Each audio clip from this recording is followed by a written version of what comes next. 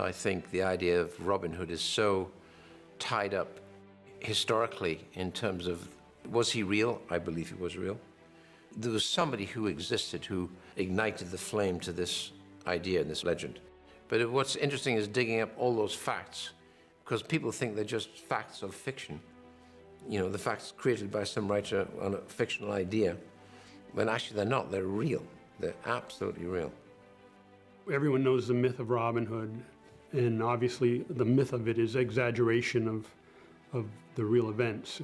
And so what he wanted to do was try to imagine what the real events were that from which Robin Hood sprung. And those were my marching orders from Ridley, and we went from there. Half the battle, honestly, on any film process is not the filming, it's actually the writing. And every time I spend more time with a writer at a table, you know, struggling through everything, thickening the plot, the detail, bringing it forward to where we can call it a blueprint, and that, upon which it will be budgeted new film, right? And then still, once you hit that, there's still a lot of, you know, adjustment.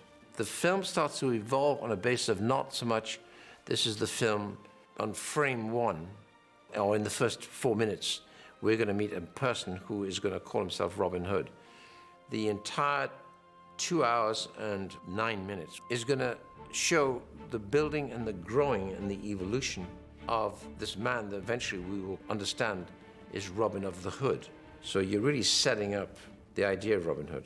That's why at the end of the film, there's a last caption, I think, says, and so the legend begins.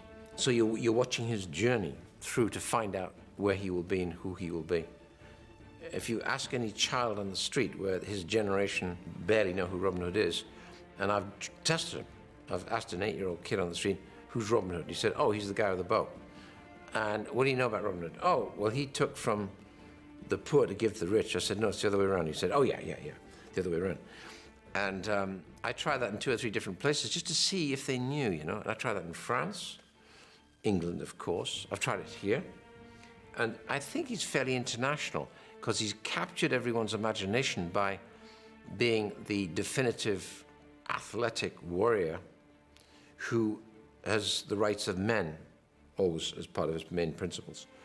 But the while, you've got to constantly remind us that we are doing a legend and a character that people have expectations for, and we can't disappoint them. Blood for France! Go! It'll make a fine pincushion! King, finish, on!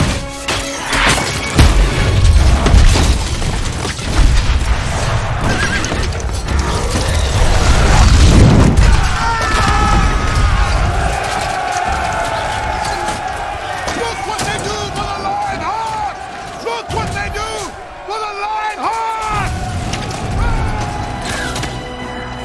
Fine love!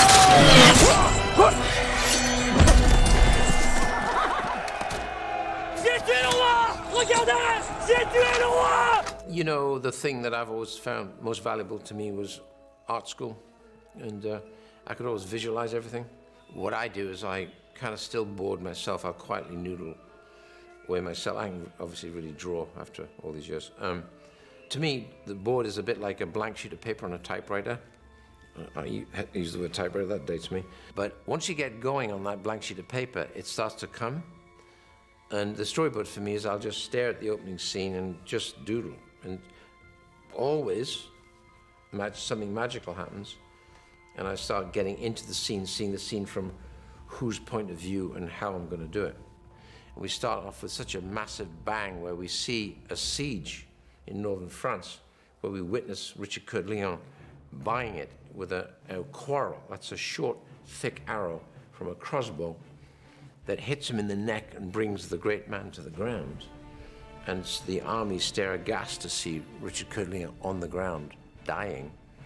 That's a huge beginning. Fine lad! Oh. That castle in the French seas is Chalouse. Chalouse Castle is actually where he died. And Chalouse stands today, and I didn't want to go down to France, so we got a photograph and basically put up the facade in fiberglass and with the gates on a really hard hill, really tough hill. And I'm in a valley of pines, and I'm seeing Richard Coeur de Lion having to raid, siege. We're at the time when Richard Coeur de Lion, or Richard the Lionheart, who was always perceived as one of the great English kings, is returning from France. They're returning from the Crusades, and on the way back, because he's fundamentally broke, he is broke. He's broken the royal coffers, he's broken the royal bank on wasteful wars in North Africa against the Muslims. That's familiar, isn't it? And as he comes back, he's collecting old debts on the way back in hoping of returning to London with something in his box. This is true, by the way, this is not us making this up. In the 10 years he's been away, the regent, Prince Regent of England, who's been running England, is a guy called Prince John. So when his brother dies, which is going to happen in about 3 minutes here, his brother bored an arrow in his neck, being, as usually, suicidally brave in battle. The great quality about him is he was great riding into the breach. And he would always ride into the breach on the assumption that nothing would ever hit him. On this morning, he gets hit in the neck, he dies. So without knowing it, the Prince Regent of England is about to become King John. And part of his army, who's a bowman in this army, is a character called Robin Longstride, who later will become Robin Hood. Stops the Gravesend on the way to London. We'll leave the honour of returning the crown to them, and we'll be gone. Really? He's the real thing. He starts off as a soldier. We gradually discover that he's a soldier who, because he's been on the road for so long, is almost forgotten about his own country. But we learn that actually he's unsure of his roots. So he's returning home to also find his roots. And if you like, more romantic word would be finding what's his destiny? Where does he come from? Who did he belong to? And therefore he's a man who has no home and is returning to find a place that he might be able to call home. The story that we're looking at is, where does this guy Robin come from? And the way we've placed it is that Robin is the son of a stonemason, so he's not royal, no royal blood. But that stonemason was a guy called Thomas Longstride, and he was a well-known public speaker and philosopher. So our story concerns that kid who has no memory whatsoever. He's suppressed the memory of watching his father die. So in his mind, his mother and father just at some point got rid of him. They must have stopped loving him. And that's what has been on his mind for 35, 40 years. And through one thing or another, his quest becomes, I've got to get back to the place I was born in, because that will prove to me that I actually have existed for this amount of time. So that's the story we follow him on. Basically, a man finding out who he is and taking up his father's work where his father left off. Russell's very masculine and very competitive and kind of athletic, and also probably one of the best 2 or 3 actors around today. Russell, I think he is the most definitive. His physicality really puts him right in that position, and his intelligence. I believe anyone who's a leader like Robin Hood had to have been really political and clever. Any leader like that's got to be clever.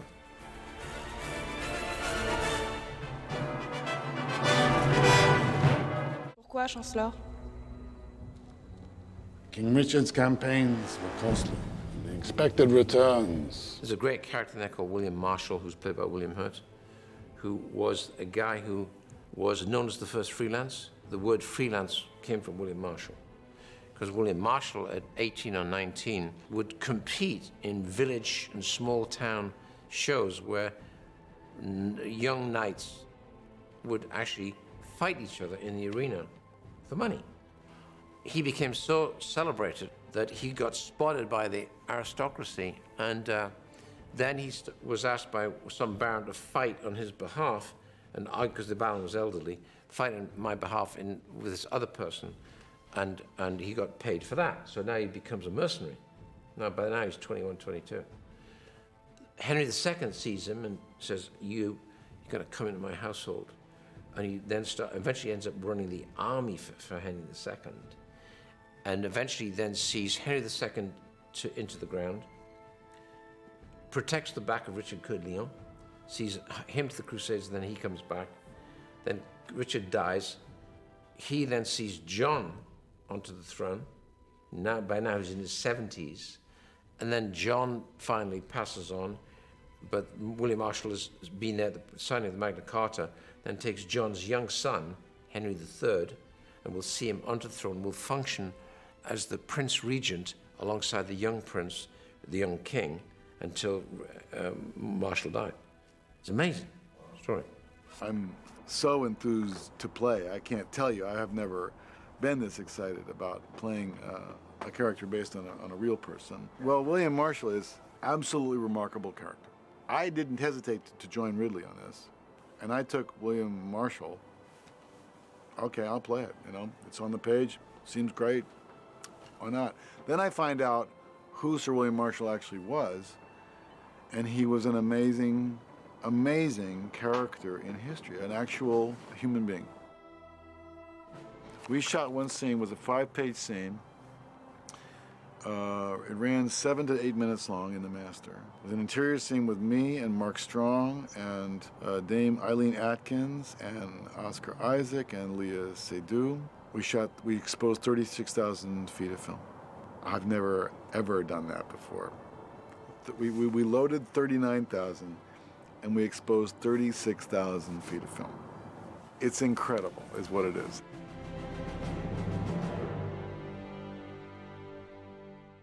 Chancellor.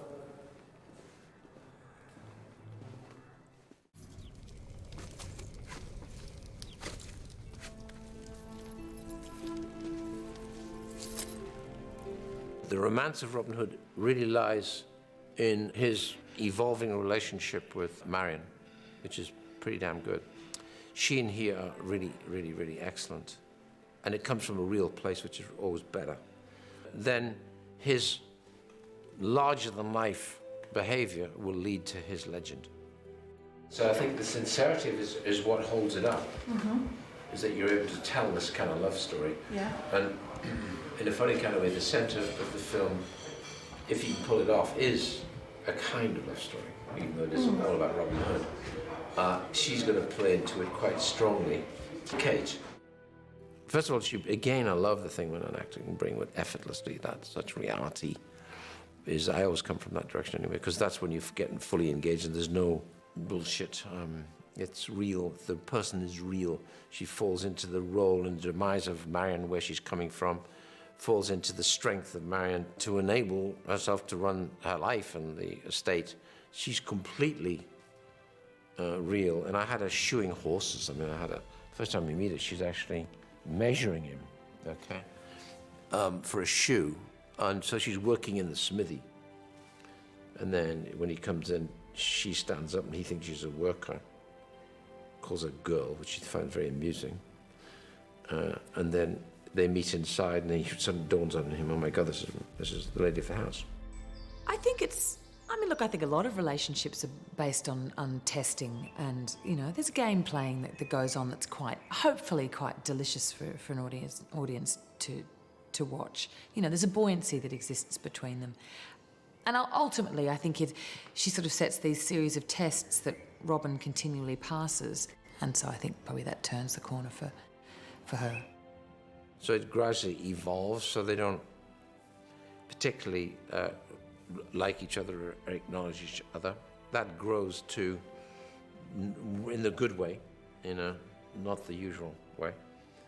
And what I was really pleased about was her sense of humor, which she can bring to bear on the screen. She's great humor, great, really loose, relaxed, really great.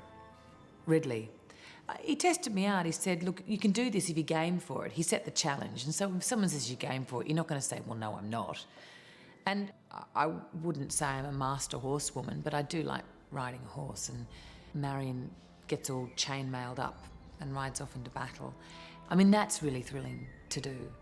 And you don't get to do that every day. I mean, that's the joy of making a film like this, is you kind of get you get to do these sort of things that are really adrenaline-based. To your husband, huh?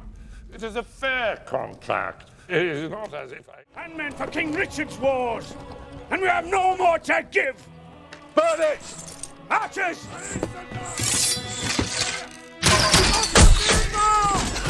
Godfrey is Mark Strong, who I actually worked with already on a film called Body of Lies with Leo DiCaprio and Russell.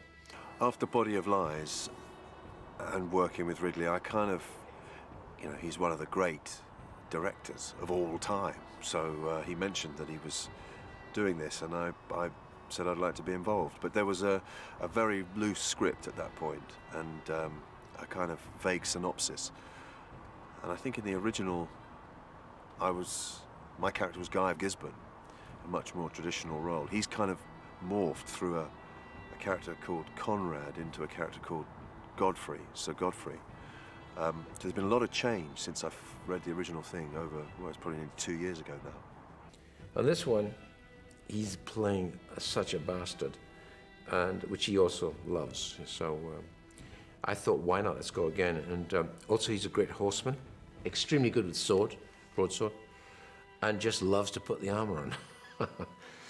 Every good story has a bad guy. Every good morality tale has a good guy and a bad guy. And essentially, Godfrey's job in this, in broad strokes, is to be Robin's nemesis.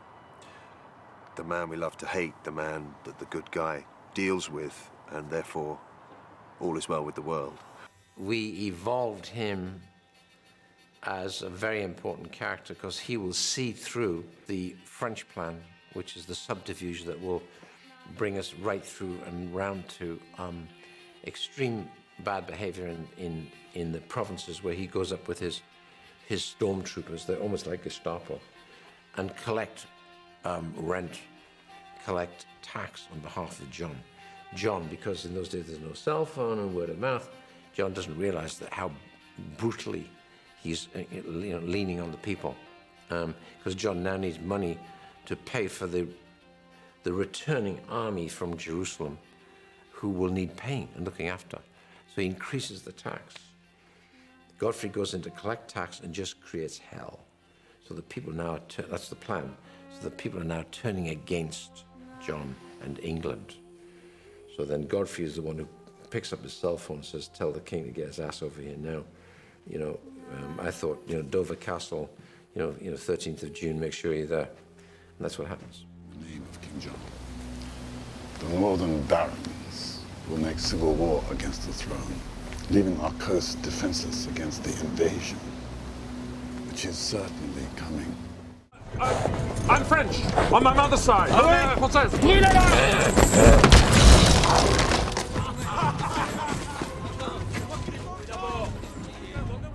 The Sheriff of Nottingham was always the guy that goes, ha-ha, twiddle it, and always fancies Marion and is always getting rebuffed. So there's always that jealousy. We're a bit more serious with comedic undertones, kind of just real humor. And the sheriff in this instance is a guy who straddles either side of the fence. He's a man for all seasons, but not in the glorious sense of the word, but a guy. He's a survivor. He's kind of a little oily, and he will do the best he can for himself. I don't believe you know my husband, Sir Robert. My lord, allow me to introduce the Sheriff of Nottingham. I had the honor of taking up office just before you left for the Holy Land. Welcome home, Sir Robert.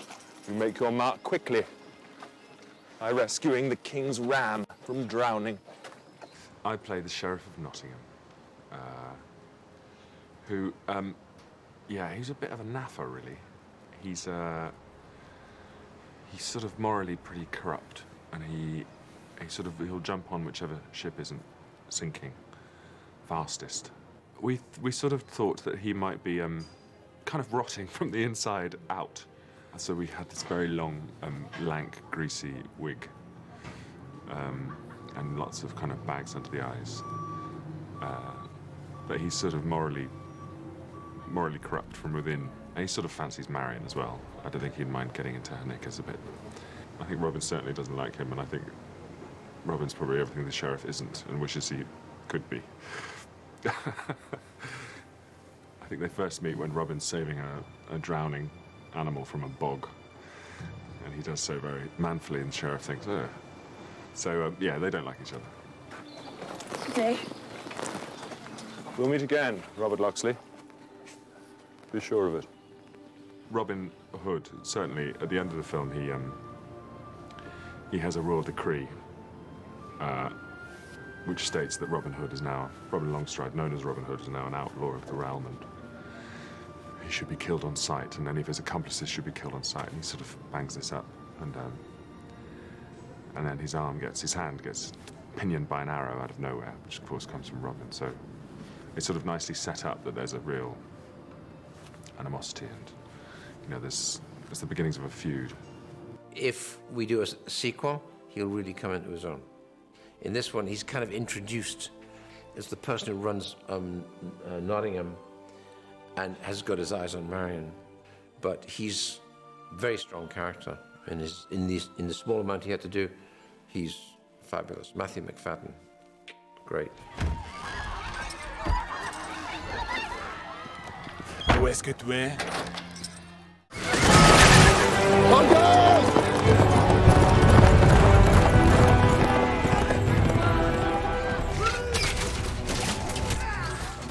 I was kind of worried about Wales because it was 9 days, and it's entirely impractical because you've got moving water, moving boats, horses, troops in armor. So if you fall down in 7 feet of water, you're going to drown.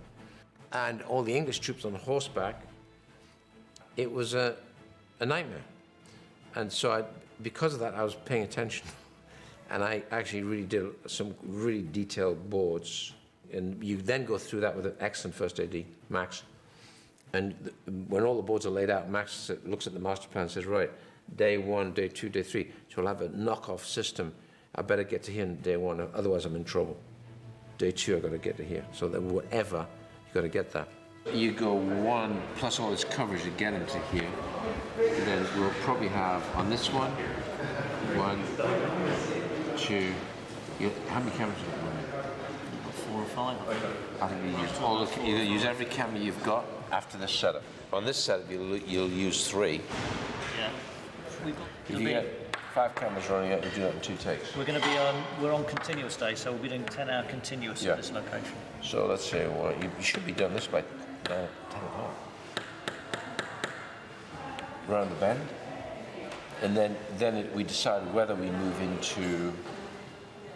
Well, I felt that the end needed something, like all films, needed something big and dastardly. And the third act, Philip comes to England with his landing craft with 4,000 men, plus horses, led by then, we've got Robin Longstride is now a leader of the pack, approved by William Marshall and reluctantly by King John. So he's leading the pack of the British 2,500 against the French 4,000. That's the end. Fear and adrenaline. You actually think, oh my God, I brought this about. So when you come up on the rise and stare at the beach, which I've obviously recce'd it and chosen it, and then you arrive in the morning and there's 2,000 people there, then you get a definite stab of fear. You think, oh my God, how long have we got to do this? 9 days. That is totally impractical. It should be more like, that should be more like a month. We should have been shooting there for a month. And, but there's a point where you get experienced enough to know I can duck and dive. I think I can get around it. If the weather behaves and the tide behaves, which it won't, because the tide was its own, and so is the weather, and nothing behaves. I've got to duck and dive around that. I've got to get out of here in 9 days. And we did. And we got everything.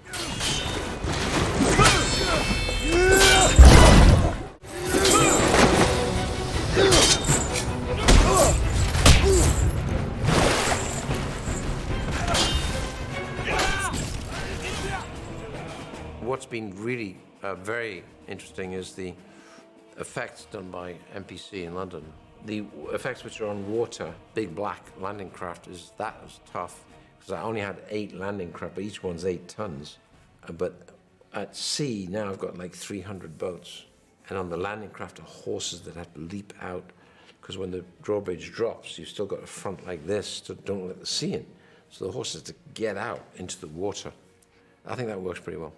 Well, we're here at Pinewood Studios in the paddock tank, and we're doing some pickups on the French invasion. We're continuing on a scene that we'd previously shot in Wales, and the pickups we're doing basically cover some action which was basically too dangerous to take place in the shore, well, basically in the surf in Wales. So we're recreating that environment here, and we have some stunt sequences that are taking place with Russell Crowe and Mark Strong performing a fight sequence, and you know, we have to extend things in the background. Wherever we see the blue screen, we're extending additional CG soldiers and fighting, and also the whole environment of the beach that we shot at in Wales. I think, honestly, by the time you do it visceral, blue screen, green screen, it ends up costing more money. Have you noticed that? It's not cheaper, it's way more expensive, because you're going in not really knowing what you want.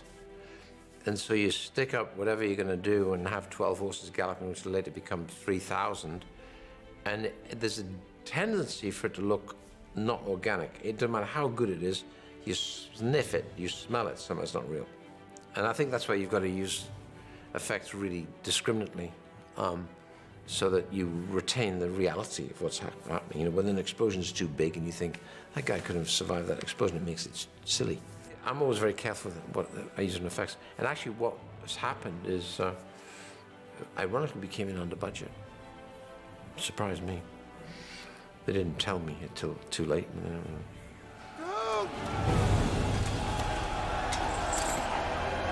To him.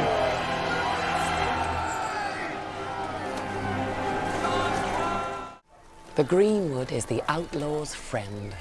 Now the orphan boys make us welcome. No tax, no tithe, nobody rich, nobody poor.